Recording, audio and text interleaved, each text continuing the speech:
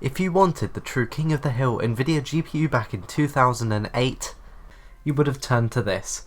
Setting you back $650 US, the GTX 280 was definitely harsh on your wallet, but nowadays with an average going rate of £10 to £15, is the 280 a good budget option for those modern titles?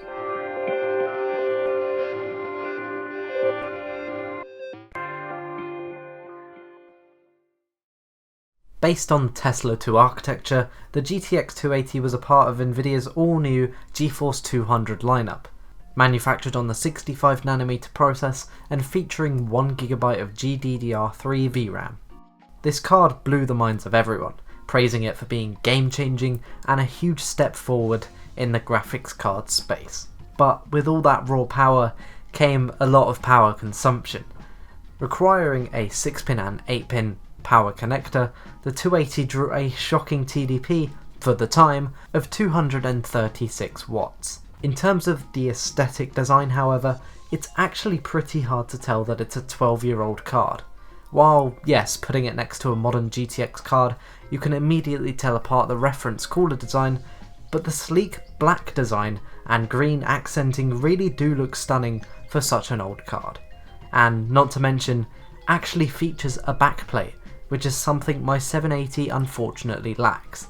So it's now time to put this old beast into my main machine for some benchmarking. We're going to be running an i7 2600K overclocked to 4.2 GHz with 20GB of DDR3 running at 1333 MHz. So let's get straight into the tests.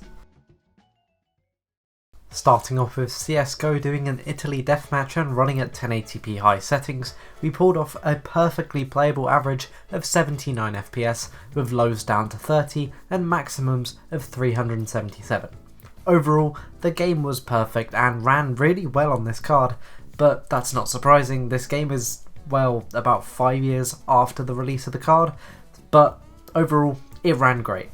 Next up, the CS Source benchmark running at 1080p high settings and pulled off an average of 282 FPS, which, as you may be able to tell, is way above the standards you'd need to even get a playable experience. So overall, yes, you can play CS Source on your GTX 280.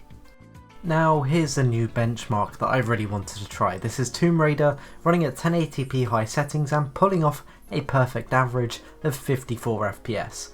And overall, I'm actually surprised that this card is able to play such a demanding game, and I'm very impressed with how well it coped.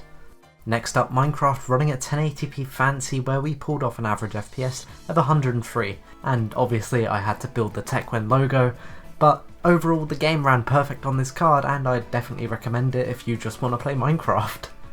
Next up, the most essential benchmark with GTA 5, where we ran at 1080p normal/lowest settings, where we pulled off an average of 49 FPS, which in my books actually isn't too bad for a £10 graphics card.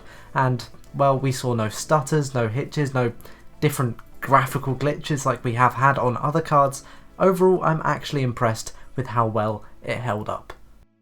Next up, Euro Truck Simulator 2 ran at 1080p Ultra and pulled off an average FPS of 39, which for this game is perfectly playable, and overall the experience on this card was pretty good.